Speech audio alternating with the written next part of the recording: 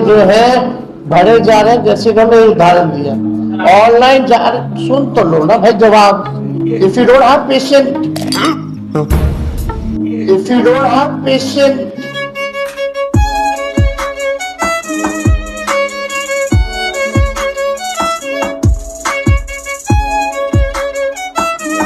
चलाने वाले गधा चलाने सुअर चलाने वाले पढ़ना लिखना सीखो आज लोग। जय श्री राम हमारे सनातन भाइयों और बहनों को स्वागत है आज के इस वीडियो में। यहाँ हम करते हैं बात उन विषयों की जो सीधे जुड़ते हैं राष्ट्र की सम्मान, धर्म की रक्षा और सनातन संस्कृति से। अगर आप भी मानते हैं कि भारत को जागरूक, आत्मनिर्भर और गौरवशाली बनाना हमारा कर्तव्य है तो जुड़े रहिए हमारे साथ आज के इस वीडियो में। इस वीडियो में कुछ राजनीतिक क्लिप्स, कुछ फनी क्लिप्स, कुछ रोस्ट क्लिप्स होने वाले हैं। वीडियो को अंत तक बने रहिए। चलिए आरंभ करते हैं। मैं बिना सोचे समझे नहीं बोलता हूं और आमतौर से जब मैं जो बोलता हूं वो होता है। आइए देखते हैं बुलाएगा। ये जो पूरी जापान में इंडस्ट्री है इंजन बनाने वाली, ये पता है कौन चलाता है? ये जापान के जो ओरिजिनल लोहार थे वो चलाते हैं। चाय गरम करने के लिए स्टोव में कोयला डालते हो, उसको जलाते हो। आप में ऑर्थोपेडिक सर्जन की स्किल है, ऑर्थोपेडिक सर्जन की नॉलेज है, ज्ञान है। जो ऑर्थोपेडिक सर्जन होता है वो आप में सब कुछ है, मगर आप ऑर्थोपेडिक सर्जन नहीं हो। कोका कोला कंपनी को शुरू करने वाला एक शिकंजी बेचने वाला व्यक्ति था। मैकडॉनल्ड कंपनी का नाम सुना होगा आपने। इसको चालू किसने किया? क्या करता था वो? ढाबा चलाता था। और अभी तो रुको, क्लाइमैक्स अभी बाकी। आटा 22 रुपए लीटर, आज 40 रुपए लीटर। आप बोल राहुल गांधी आपके दिमाग में है, मैंने मार दिया उसको। ये मेरी व्यक्तिगत राय है। सिद्धांत विहीन नेता, सिद्धांत विहीन पार्टी इस देश के लिए और लोकतंत्र के लिए खतरनाक है। ये बड़ी अच्छी बात कही है। ये अगर कोई भी करे तो मैं इस कार्रवाई का समर्थन नहीं करता हूँ। ये मेरा पक्ष है। बहुत बढ़िया, ठीक है, वेरी गुड। अरे रुको जरा, सबर करो। पर इसका मतलब जैसे मैंने कहा, अशोक गहलोत ने जब बीएसपी के 6 के 6 एमएलए तोड़ लिए थे, वो भी गलत किया था Rajasthan. It was at this moment that he knew he fucked up. BSP के एमएलए तो हर पॉलिटिकल पार्टी ने हर जगह तोड़े। गजब टूबीबाज आदमी। सिद्धांत विहीन नेता, सिद्धांत विहीन पार्टी इस देश के लिए और लोकतंत्र के लिए खतरनाक है। देखो कुरान को देखो, पहले संविधान से पहले हमारे लिए आएगा कुरान। वो कुरान में भी लिखा हुआ है कि तुम जिस देश में रहो उसको, उस संविधान को भी मानो। कुछ लोग भारत माता की जय भी नहीं बोलते क्या? भारत माता की जय हम नहीं बोल सकते। क्यों नहीं बोल सकते? हम भारत की जय बोल सकते हैं, माता की जय नहीं बोलेंगे। वंदे मातरम, वंदे मातरम भी नहीं कहेंगे। तो सजा मिलनी। आप संविधान को पहले मानते हैं, कुरान को बाद में? नहीं, हम पहले कुरान को मानते हैं, फिर संविधान को मानते हैं। शर्मा जी के बाद शुक्ला जी को स्पेस में भेजा गया, जबकि नील गगन पर पहला अधिकार नीले कबूतरों का है। आखिर कब तक सरकार ब्राह्मणों को ये चंदन टीका करवाकर स्पेस में भेजती रहेगी? यदि किसी को भेजना ही था तो इस भाई को जो बीम लिख रहा है इसको, या किसी होरी मैं भीम दीवानी ऐसे टाइप को किसी को भेजते। आप ही बताइए कब तक ये लोग स्पेस तक में जातिवाद का विष घोलते रहेंगे? पूरे दलित समाज में कोई नहीं मिला इनको। स्पेस स्टेशन यदि खराब हो गया या उसका मान लीजिए टायर पंचर हो गया तो क्या ब्राह्मण शुक्ला इसको ठीक करेगा, या वहां किसी अब्दुल भाई को ही खोजा जाएगा?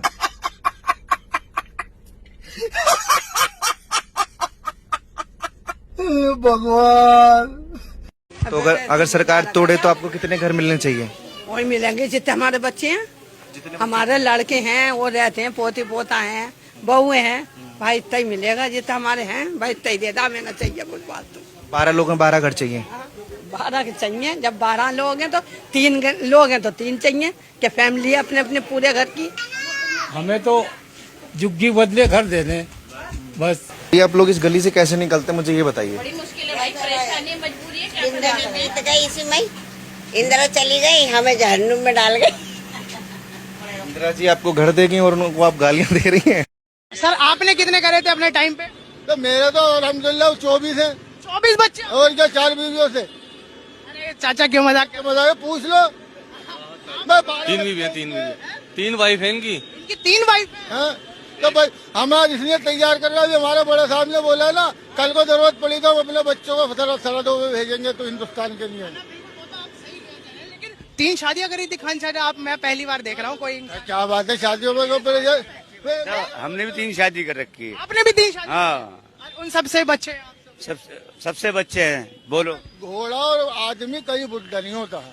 जैसे देश के लिए लोग कहते हैं जो 2 बच्चे वो बेवकूफ है, देश के लिए कहते हैं, खिलाने वाला ऊपर वाला है, वो खिला रहा है। मोदी जी खिला, कौन खिला रहा है? ऊपर वाला खिलाता है इंसान को।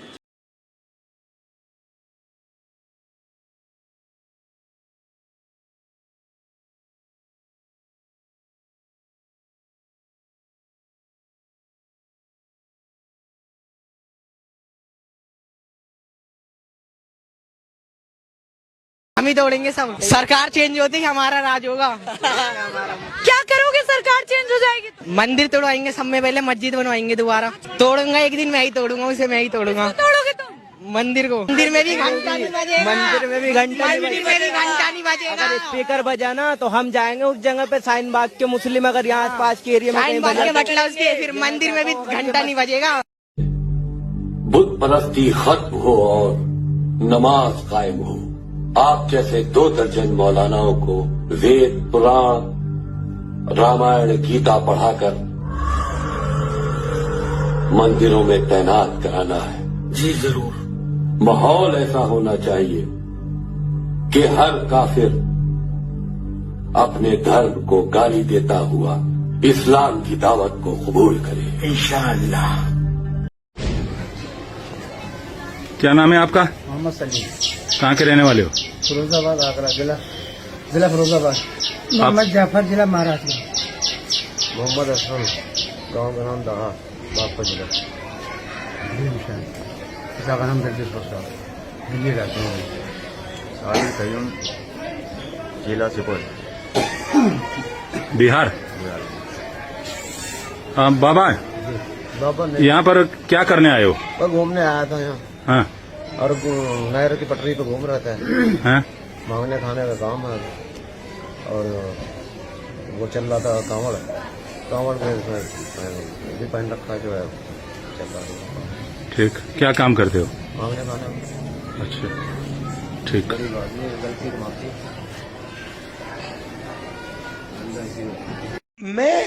जब से मैं पैदा हुआ हूं 1970 जून 19, तब से मैं सिस्टम के अंदर बैठा। मैं सिस्टम को अंदर से समझता हूं। मुझसे आप सिस्टम नहीं छुपा सकते। कैसे चलता है, किसको फेवर करता है, किस प्रकार से फेवर करता है, किसकी रक्षा करता है, किसको अटैक करता है, ये सब मुझे मालूम है, दिखता है कि मैं उसके अंदर से आया हूं। प्राइम मिनिस्टर हाउस में जब दादी प्राइम मिनिस्टर थी तब था, पापा थे, मनमोहन सिंह जी थे तब भी मैं जाता था, तो मुझे सिस्टम अंदर से मालूम है। और मैं आपको कह रहा हूं system is aligned against lower caste. मैं आपको कह रहा हूं system is aligned against lower cast.